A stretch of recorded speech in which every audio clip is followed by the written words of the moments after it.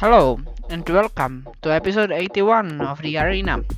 I am Marcel and in this video the plan is to continue down to the Goth Ore and of course hopefully find the piece of the staff of the chaos. Of the chaos? What? Well, I am slightly confuzzled. And that's partly because this is the third time I am recording the sound. The video is recorded from the first time, but oh yeah, I am searching where to go. I'll go south.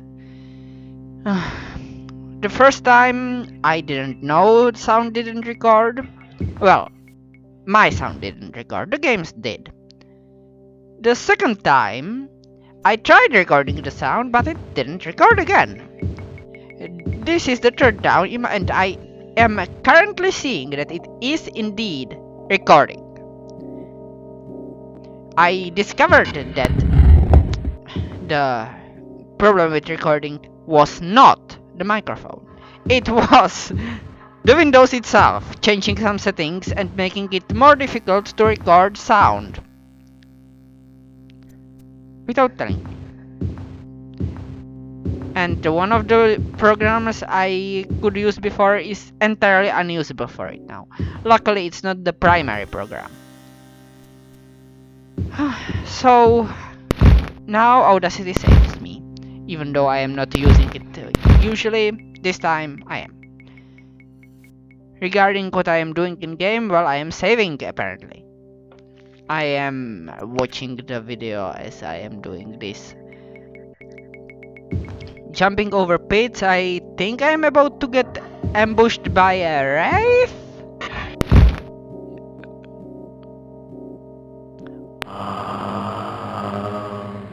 Ouch, and he broke my boots, which made me drop my weapon. Silly. Silly game. Why do I have to drop my weapon whenever my armor gets broken?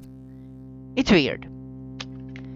So, I obviously still have the rant from Sunday, even though it's Thursday, I have to upload it today. But luckily, I don't delete the rant, so it's still there. I just have to find it.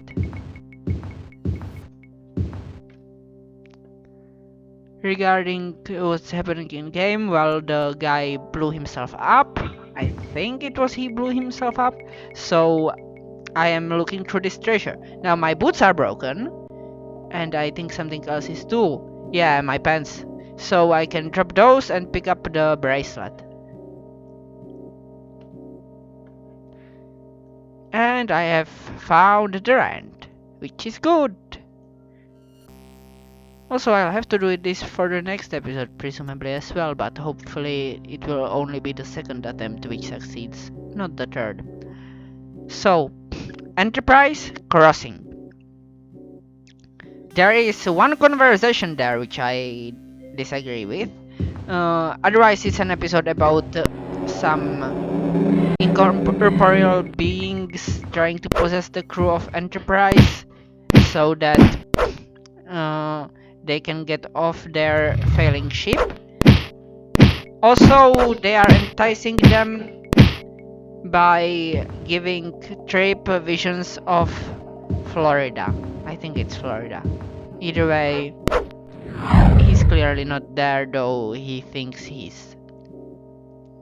Weird. Okay. But that's not the problem with the episode. The fact that they can pass through osmium shielding also isn't the problem with the episode. That could even be the case. Osmium is rather dense. No. The problem is right at the start. The Paul, when they enter the ship. Unwillingly. The vapor does not contain any elements our sensors can identify. Okay.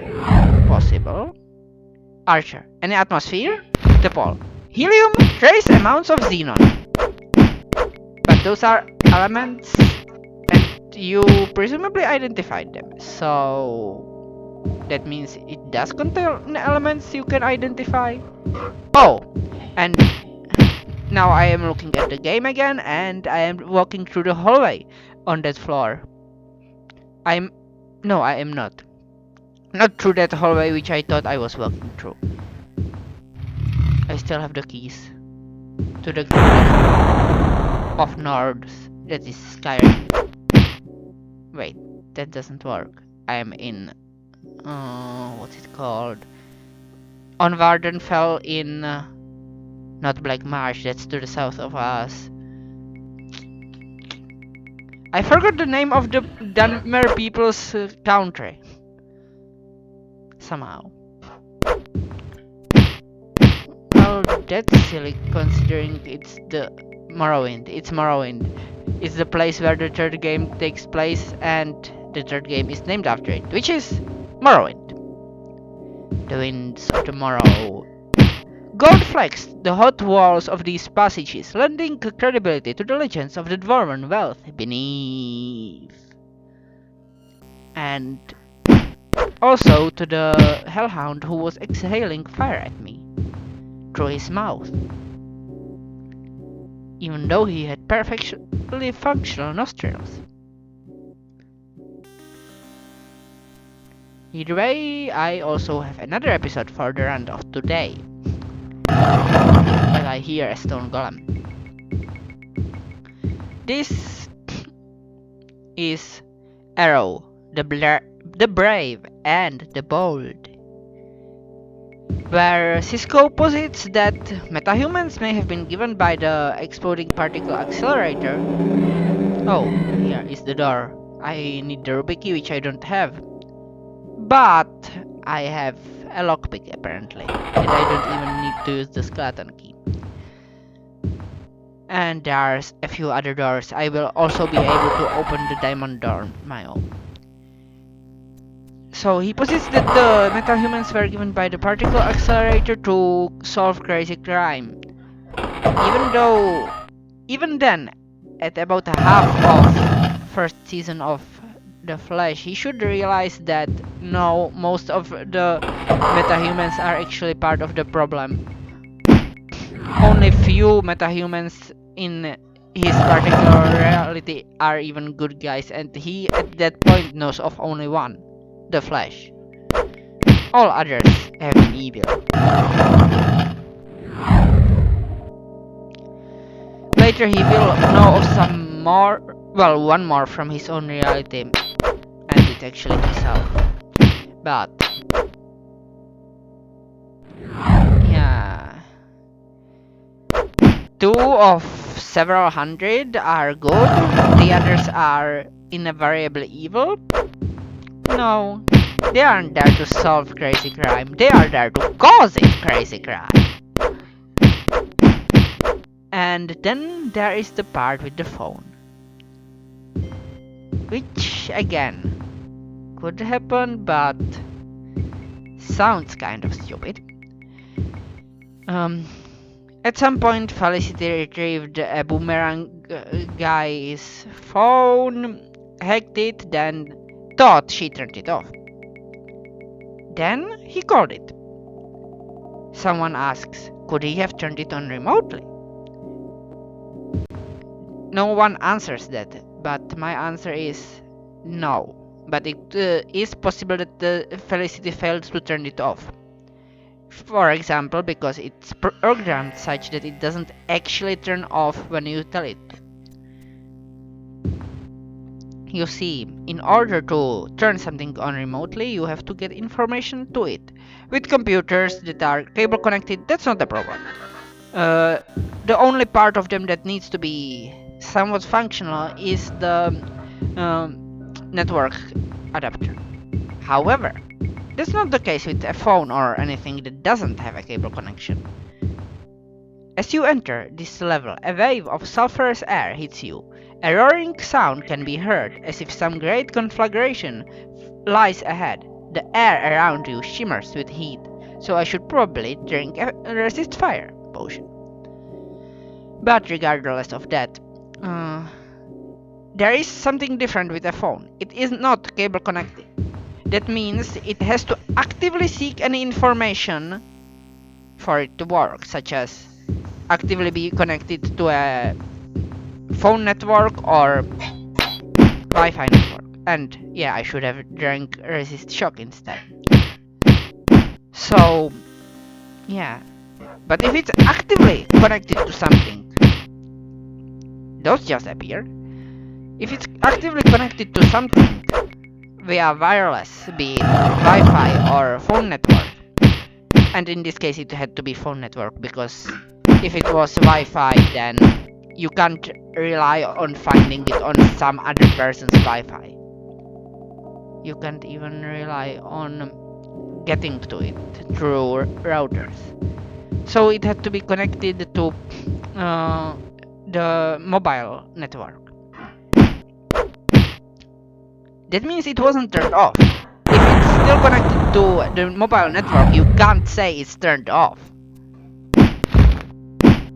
So it's possible to program a phone, presumably, so that when you press turn off button for a long time, and you have the options to turn off display, or restart. I am guessing that it was a smartphone, though it's possible it was an old phone. I am guessing a smartphone, though. It's possible that instead of turning off when you press turn off, it instead just goes into some kind of sleep mode. But then it's just not turning off. Oh, I see some kind of leg of fire. I said it in the original before I read the text, which is a blast of heat. I know there was. A blast of heat hits you as you stand at the portal to a great lake of fire. Around you, occasional fires erupt, then flicker out. In the center of the lake, you can just make out some sort of structure. Now I wonder what's burning around, considering that looks like magma, which isn't quite flammable. Those look like basalt floor tiles.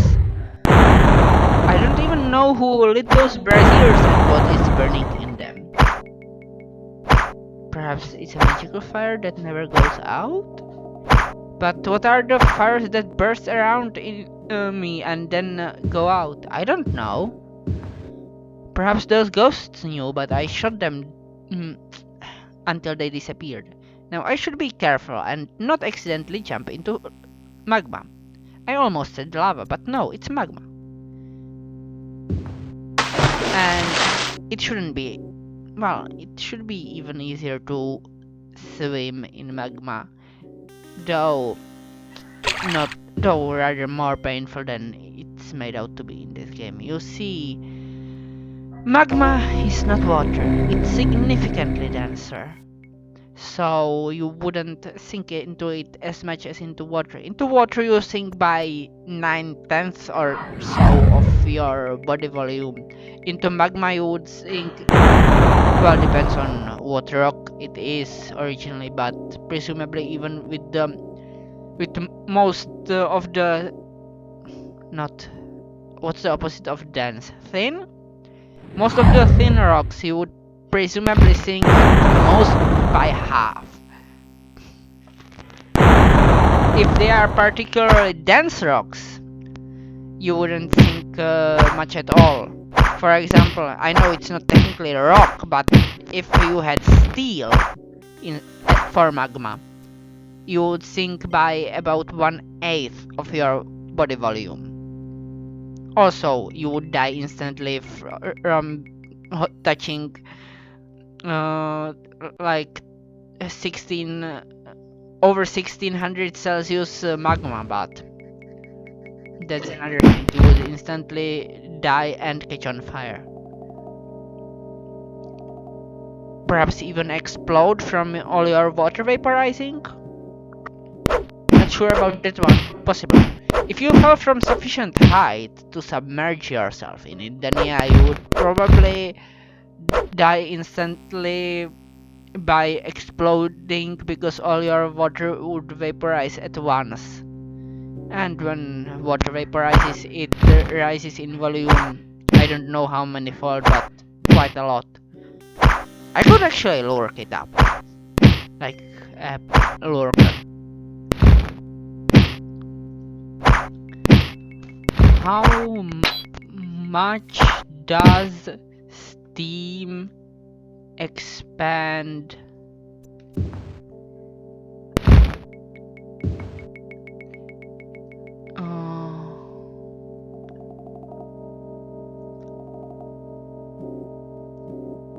okay, so the first result,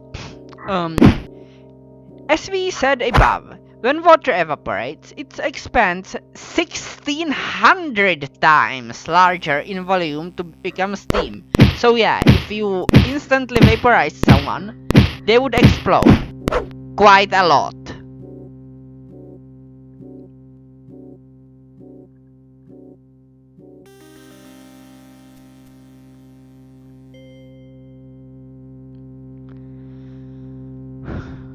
That's also where the power of a steam engine comes in, by the way. Since you have a kettle of water, and as you boil it off, the much larger volume of steam pushes some kind of fan which goes on and on. But back to the game at hand. As you can see, there is a pit, and in the pit there is the tip of the Staff of Chaos, the Entropic Rod. But there doesn't seem to be any way out of the pit, and I don't seem to have any potion of levitation, only invisibility, which I keep forgetting to use. Why don't I just buy a bunch of invisibilities and sneak through everywhere? Wait a second, that's actually a good idea. That's actually a good idea!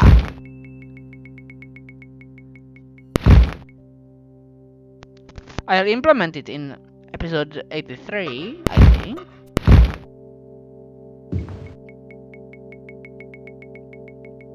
Yeah.